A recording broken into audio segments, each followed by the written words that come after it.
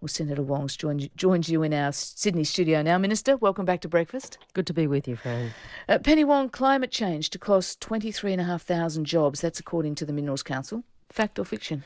Well, I haven't seen the report other than the media reports. I'd make the point that we undertook as a government the largest modelling exercise in the nation's history last year, and what that showed was employment growth in all major employment sectors in the years ahead, even with the introduction of a scheme. Employment growth, even in the mineral sector? In all major employment sectors. It also showed that, for example, the renewable sector out to mid-century would grow by 30 times. As I read the reports of the report, what it looks like has occurred is they're comparing jobs that into the future with or without a carbon price, not today's jobs. So this is a modelling exercise. But look, can I make a broader... But importantly, as Mitch Hook was very strident about on AM this morning, it's a modelling exercise based on targets of just 5%. So... Well, can I just say this point, make this point, Fran? As we lead into this legislation, there will be people from all sides of this debate. There will be stakeholders and there will be vested interests pushing for either more assistance or for a change in policy. And this is going to continue between now and the day of the vote. What we have to do as the government is to keep focused on the national interests. I know there's going to be a lot of debate. I know there'll be people paying for lots of reports to back their claims. We've had a lot of discussion about this. We've had a lot of consideration. And our view as the government is that it is in the national interest to do what Australians want, which is to take action on climate change. OK, let's just stick with this jobs thing for a moment longer, though. Is it your view, are you telling us that the changes that will occur in this nation because of the emissions trading scheme will not mean any job losses in the mineral sector? No, what I'm saying is the modelling that we put out last year showed that all major employment sectors would continue to grow. What I'm also saying is that the government has put in place substantial assistance to industry, and I think you've asked me about this on previous occasions. We've put on the table... I'm going to ask you about it again in a moment. And the reason we've put assistance to various industries is because we do understand the importance of supporting jobs as we transition to a low-carbon economy. But are you saying that jobs won't be lost in the coal industry? What I'm saying is we have put $750 million on the table for this sector, and we are being very responsible about the way in which we're putting forward this scheme. For example, we've delayed the scheme for a year given the current global economic crisis. We've put in place a fixed price for the first year of the scheme to allow people time to adjust. The minerals sector, the coal sector and other sectors will obviously benefit from this because it does enable a more measured transition. And that very fact, the benefit of some of these sectors, is what's threatening the other side of the fragile coalition you put together a week or so ago to get support for your revised scheme.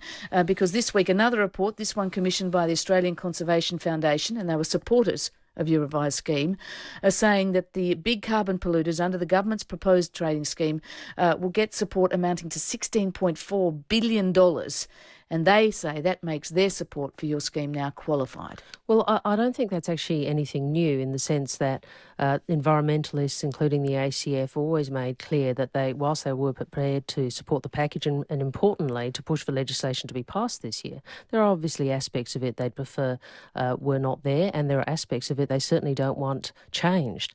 And in fact, in this debate, Fran, what you've put to me are two of the issues we have to deal with. On the one side, one part of the community saying give us more money, and on the other side, another part saying don't give them any more money. It's a bit more dire for you than that, though, isn't it? The ACF is now clearly signalling it may not keep supporting your scheme unless changes are made in the Senate. That was what Don Henry was saying. They want changes made in the Senate. In particular, they want some strings attached to the compensation, that $16.4 billion over 5 years, strings attached to that, the compensation to the biggest polluters. I think all groups in this discussion may have a range of views they'd prefer to see in the legislation.